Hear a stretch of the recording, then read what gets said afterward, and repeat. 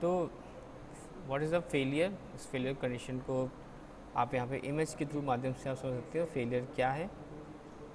और ये फोटोग्राम जो हो रहा है वो शो कर रहा है कि फेलियर एक्चुअली क्या है। फेलियर कंडीशन दे सकते हैं यहाँ पर, जैसे एरोप्लेन हैज़ फेलियर कंडीशन यहाँ पर, और this is the trackable condition. तो यहाँ पे ये भी आपको क्या मिल रहा है, फेलियर कंडीशंस ऑब्टेन हो रही है। आगे आप देखोगे तो वाई स्टडी फेलियर, फेलियर क्यों हम लोग पढ़ रहे हैं या क्यों नेसेसरी है, कि the design of compact component or your structure often calls upon the engineers to minimize and possibility of failure. Thus, it is important to understand the mechanics of the various failure mode. Various failure mode कौन कौन से? Fracture mode, fatigue, creep. Fracture, fatigue and creep.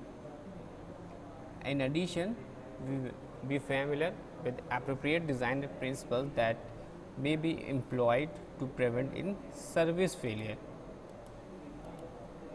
That is your service failure. तो हम लोग आगे देखते हैं।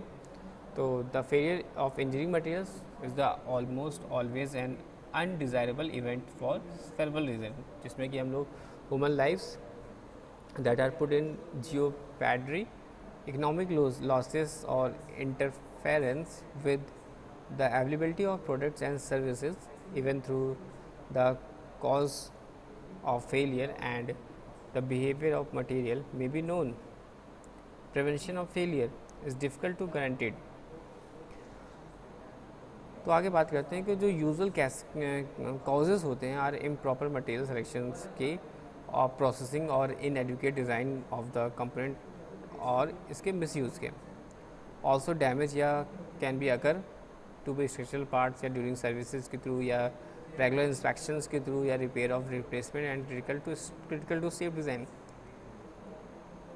तो it is the responsibility of the engineer to anticipate, किसकी responsibility? To the engineer. It is the responsibility to the engineer to anticipates and plan for possible failure। यहाँ पे देखिए साफ साफ मेंशन है, it is the responsibility, it is the responsibility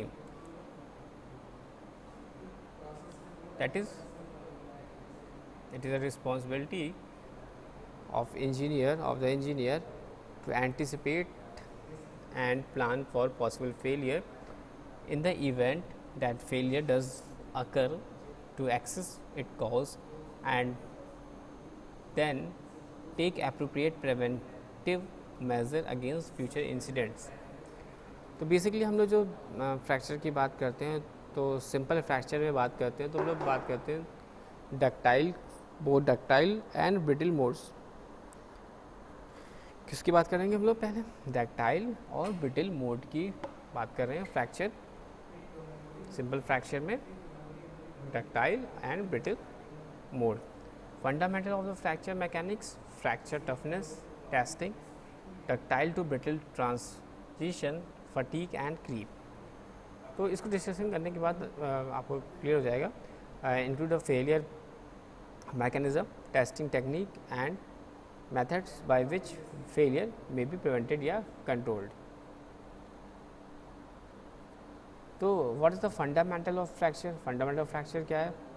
तो simple fracture की बात कर ले। सिंपल फ्रैक्चर क्या है? एक सेपरेशन है बॉडी का इनटू टू और मोर पीसेस में, क्योंकि is response to an impose stress that is static, that is the constant या slowly changing with time, and temperature that are low relative to the melting temperature of the material.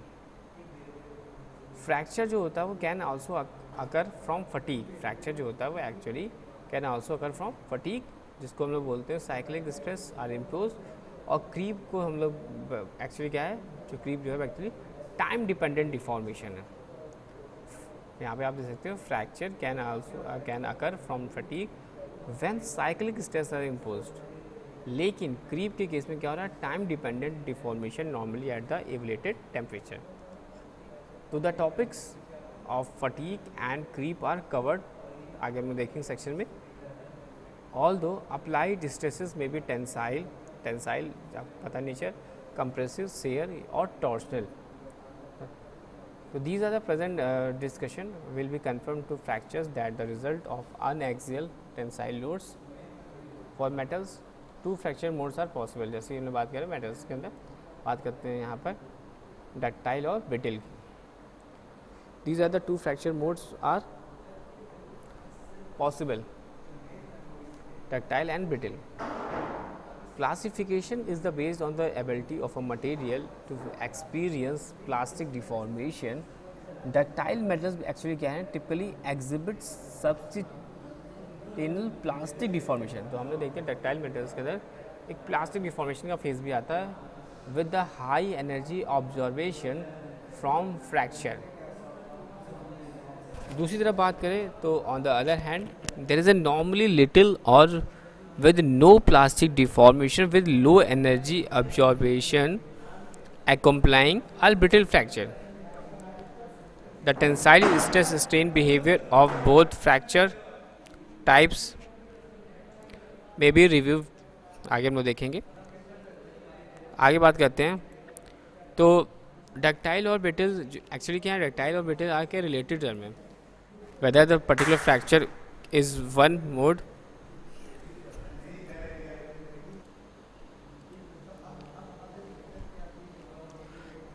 ductile and fractures, ductile and brittle are relative terms. Whether a particular fracture is one mode, जैसे बताया ductile और brittle relative terms हैं हमारे. Whether a particular fracture is one mode या other depends on the situation. Ductility actually क्या, ductility may be quantified in terms पर elongation और percentage reduction area. किस पे देखेंगे, परसेंट elongation पर और reduction in area. Furthermore अगर बात करते हैं तो ductility is a function of temperature of the material. क्या है ductility? Ductility is the function of temperature of the material. इसमें the strain rate और stress rate, किसकी बात करेंगे, स्ट्रेन रेट और स्ट्रेस रेट की.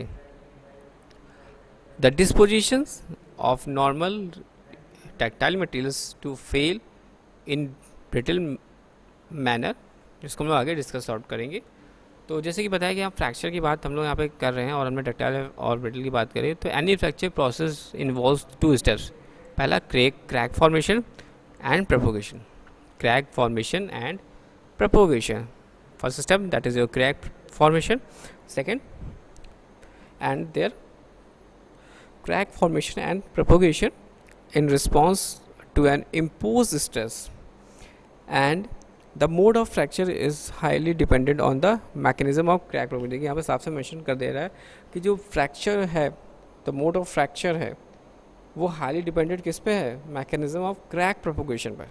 किस पर, crack propagation पर. और डक्टाइल फ्रैक्चर का करेक्टराइज जो होता है वो by extensive plastic deformation in the vicinity of an advancing crack. Furthermore आगे हम लोग बात करते हैं तो the process proceed relatively slowly as the crack length is extend. Such a crack is often shared to be stable that is it resist any further extension unless there is an increase in the applied stress. आगे बात करते हैं तो in addition there will be ordinary be evidence of appreciable gross deformation at the fracture surface. कौन कौन से, या तो twisting और tearing, twisting and tearing. दूसरी तरफ बात करते हैं तो brittle fracture क्या है, brittle fractures में cracks may be separate extremely rapidly. यहाँ देख सकते हैं आपका कि जो ब्रिटल फ्रैक्चर है क्रैक्स में भी separated spread extremely rapidly with very little accompanying plastic deformation. ये क्रैक्स जो होते हैं may be said to be unstable और crack propagation once started will continue spontaneously without an increase in magnitude of the applied stress. तो आगे हम लोग बात करते हैं that is your ductile fracture is the almost always preferred to brittle for two reason. ductile fracture को हम लोग क्या करते हैं, ज़्यादा प्रेफरेबल करते हैं एज कम्पेयर टू brittle. और first Brittle fracture occurs suddenly and catastrophically without any warning. Brittle जो आपने देखा होगा सडन ब्रेकअप हो जाता है, सडन फ्रैक्चर हो जाता है, this is the consequence of spontaneous and rapid crack propagation. तो उसमें क्या होता है, स्पॉन्टेनियस और रैपिड क्रैक फॉर्मेशन हो जाता है. और दूसरी बात करते हैं फॉर डक्टाइल फ्रैक्चर, जो presence of plastic deformation gives the warning. तो पहला जो आपका प्लास्टिक डिफॉर्मेशन होता है वो हमें वार्निंग देता है that the failure is immediate or allowing preventive measures to be taken. Second, more strain energy is required to induce ductile fracture in as much these materials are generally